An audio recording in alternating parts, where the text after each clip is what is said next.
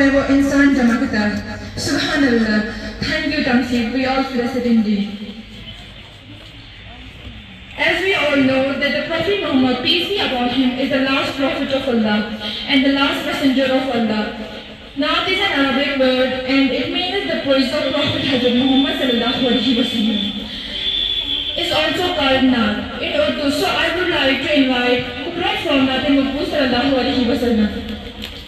Assalamualaikum warahmatullahi wabarakatuh. Auzubillahi minasyaitonirrajim. Bismillahirrahmanirrahim.